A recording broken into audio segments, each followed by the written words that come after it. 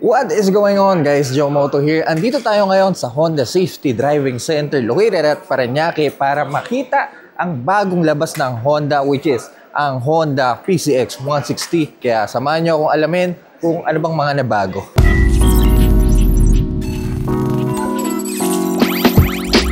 Para sa bagong PCX 160, meron tayong dalawang variant, isang standard type at isang road sync type. For the standard type, meron tayong tatlong kulay. Una na doon ang Vortex Red Metallic, isang Pearl Fadeless White, at isang Matte Bullet Silver.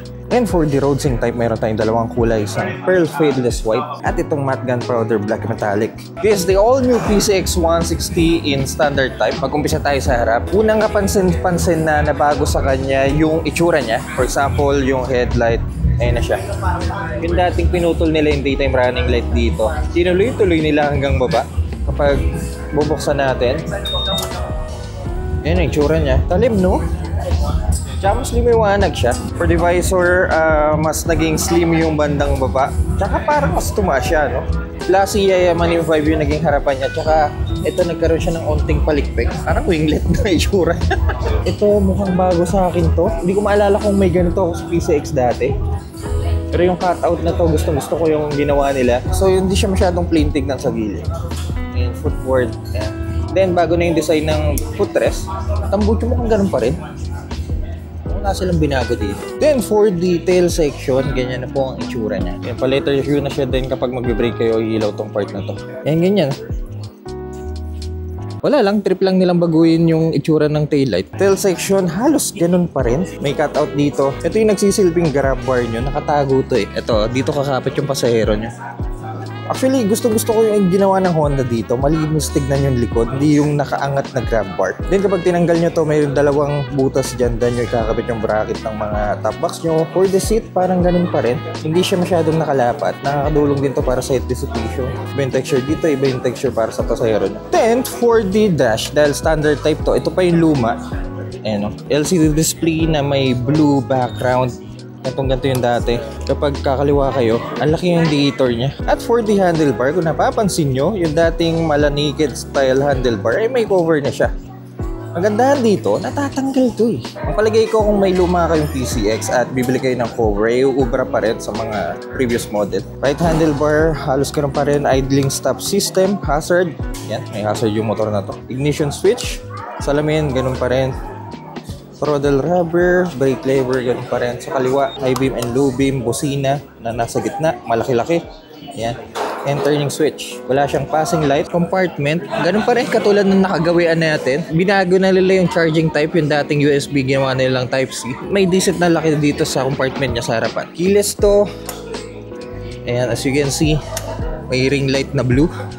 Then, fuel and seat, halos pares pa rin ang dati. Kapag iaangat nyo yung fuel, ito yung fuel lid. Pwede nyo pa rin ipatong yung cover nyo dito. And for the seat, 30 liters capacity storage. Halos walang nabago. Pero doon ang ganda ng glossy red na standard type. Ito gusto ko to. May iba naman. Pero kasing red PCX dati pero matte eh. Yun, di ko gusto. Ito, ganda eh. Wala po to ABS. As you can see, yan lang po itsura ng braking system niya. Single disc na naka-Nissin 2-piston calipers. Doon sa likod, naka-disc brake naman siya. Ayan o, pinakaganda ng PCX. For the standard type, mabibili nyo po to for 133,400 pesos. May onting price increase kumpara sa presyo dati. At ngayon, punta na tayo dito sa road sync. Main difference ng standard sa road sync ay yung TFT display. So ito, katulad na ng mga bagong labas na big bike ng Honda. Kasi ibig kong ganito rin. Actually, nakagawa na tayo ng content tungkol dito sa bagong PCX. Yun nga lang, walang actual bike. So ngayon, nasa harapan na natin. Yun, pakita ko na rin sa inyo. Ay, nabumukas. Alaka, nangyari? Teka, dito tayo. Ayan, nag-on siya. Ay, bukas naman puti eh. Dito tayo sa itim. Yan. Guys, hindi ko masyadong gagawa ng in-depth review tong dash niya. Siguro sa review na lang natin. Pero dito sa bagong road sync app, pwede nyo i-connect ang dash nyo sa cellphone nyo. So guys, this is the app. Ayan. Marami lang kailangan gawin eh. So hindi natin isi-sync sa ngayon. Sa ngayon kasi nakasync yung CB ko eh. Ito yung same app na gagamitin niya para sa PCX 160. Anyway, malaman nyo na lang kung paano ang full feature ng TFT display kapag gumawa na tayo ng review sa garahe natin. Sa kanan, halos ganun pa rin katulad ng standard type. Idle stop system, busina, ignition switch. Sa kaliwang na iba. Ayan, as in na iba talaga. Passing light meron dito. Ayan. Also high beam dito na rin. Parang big bike to eh. Tapos, katulad din ng big bike ng Honda, meron siyang traction control na pwede nyo patayin. I-hold nyo lang to eh. Ay, lalabas siya doon. Hold ko ulit ah. Ayan, mag-enable siya. And joystick. Katulad sa big bike, para matagal nyo yung mga settings ng bike. Ayan. Businang manipis, na hate ko. At itong turning switch. So, ang pagkakaiba ng road sync, hindi baso yung suspension niya sa likod. Ito kasi, wala eh. Oh. Dito meron. Golden baso. Then, meron na kayong ABS. Napansin ko lang sa kanya, tingnan nyo yung caliper ng ABS ah. At ganito naman sa non-ABS. And for the road sync, mabibili nyo po to for an SRP of 154,900 pesos. Ngayon, lalabas tayo. Magbibilad tayo ng bahagya sa initan para masubukan itong bagong PCX. Tara. Nakakamiss ah. Parang kailan lang naka-PCX ako. Huling ride ko pa na ito sa Baguio. Ngayon, bago na.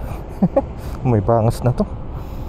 This is the PCX na standard type. Siyempre, hindi tayo dyan. Maghanap tayo ng road sync para bago sa paningin natin. Ito, road sync to. In matte black. Ganda rin ang matte black, no? Tapos, mabayan mo pa ng gantong kulay na mags. Ang isa sa mga nagustuhan ko sa motor na to, unang-una naka-disc na yung likod. Malaki yung compartment sa loob. Tsaka mahaba siya tignan. Bagay sa matangkad na tao to eh. Siya nga pala dito sa road sync. Magkaiba yung kulay ng upuan. Two-tone seat. Walang binago sa makina. Kaya asahan pa rin natin na ganun pa rin ang takbuhan nito. Pero ganun pa man, subukan na rin natin. Dito na rin tayo. Sa road sync, may traction control. Meron. Standard wala, no? Clarify ko nga sir para sa... Oh, sige. Kasi wala siyang button dito. Kaklarify ni tropa kung... may traction control ba yung standard type? Ito road sync meron. Sir, dito kami? Dito kami. Okay, dito ako. Old model, okay. Sige, dito muna daw tayo sa old model. Itong na-miss ko eh, oh. Subukan natin yung luma dating PCX na meron ako. Para pagdating dito sa bago, malaman natin kung malaki ba yung pagkakaiba.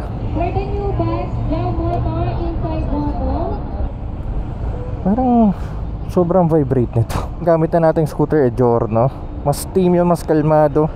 Tapos dito biglang, alam niyo yun, mag-vibrate. Nakakamiss naman to. Wala tayong gulay board. Ang gusto ko sa PCX, nare-relax ko yung pa ako na ganyan eh. Okay na. Ang bahal talaga ng PCX, no?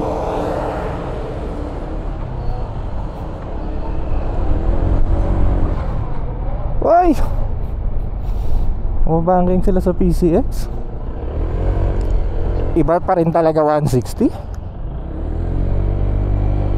Kagat agad.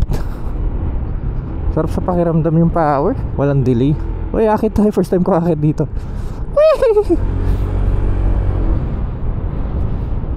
Tsaka gusto ko sa PCX, malawak yung turning radius. Sama sila. Ayun pala. Kabila, okay. Una daw ako. Yun oh. Ano ba? Diretso ba ako?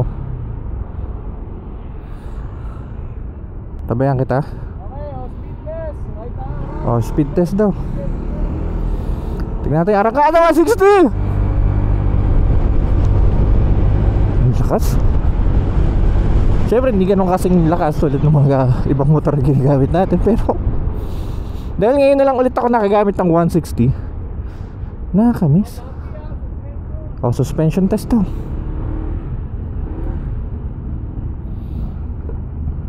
Ayan, gusto ko sa PCX oh. Yung bounce. Oh, low speed naman to ha, low speed. Low speed daw. Let's go.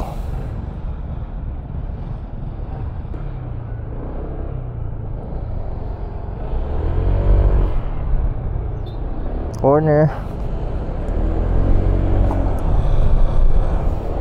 Buti hindi sumayad. Alright, tapos na tayo sa luma. Ito na, bagong PCX. Dito na. Ano meron daw, sir? Upon checking, wala daw po. Wala? Walang traction control? Ito. Para lang sa mga road sync. Wala. Alright. So, okay, sige. Thank you. So, standard type, wala pong traction control. Sa road sync type lang. Yeah. Uy, biglang na bago yung paningin ko. Ang linis bigla. Meron tayong cover. Ano kaya tanggalin to? Clip lang ba to? Parang dash ng CB ko. Ganto.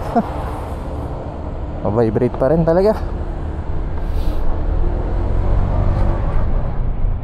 Usog yung puwet nyo. Gawa nung hindi nga lapat yung leather sa upuan. Kaya nagkaroon ng stretch mark yung upuan ko nun eh. Yun, meron tayong traction control dito. Pwede patayin to eh.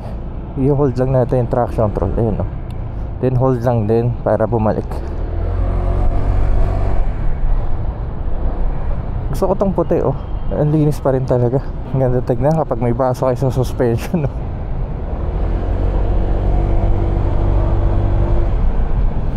Ang mahirap lang dito, unahan ko na kayo ha. Kasi ganito yung CB eh, ganitong handlebar eh. Yung busina niya, doon kasi sa standard malaking busina, di ba? Dito biglang liit tapos sumasabay pa siya sa curve. So mahirap siyang pindutin. Sana yan lang talaga. Well, itong buong part na to hindi ko gusto sa bagong PCX. Suspension. Yeah. Okay na, pwede na rin. Yeah.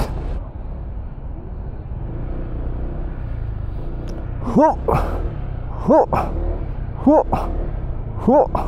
Yung cutout ng upuan niya kapag umuusog ka, sumasabit agad yung likod ng puwet mo. Kumbaga hanggang dyan ka na lang para sa pasayro na yung iba. Sa Jorna pwede kong sakupin hanggang likod eh pag gusto ko i-stretch yung legs ko. Ang tanong, mapapa PCX ba tayo ulit? Okay, so ulitin ko po, hindi pa po ito yung actual review natin para dito sa bagong Honda PCX 160. Panibagong video yun, doon sasabihin natin lahat ng mga dapat yung malaman. Etong video na to, first look lang at kung anong may offer ng bagong PCX 160. Worth it bang upgrade? Let me know in the comment section down below. Kaya kung nakatulong tong video na to, kindly leave a like at kung mahilig kayo sa mga ganitong content, huwag kayong mag-alala. Dahil nasa tamang channel kayo, so make sure to press that subscribe button dyan sa baba. Kaya mga Cutie Pies, dito na lang muna tayo at may lakad pa ako, may bibili lang ako saglit. At see you po sa next content.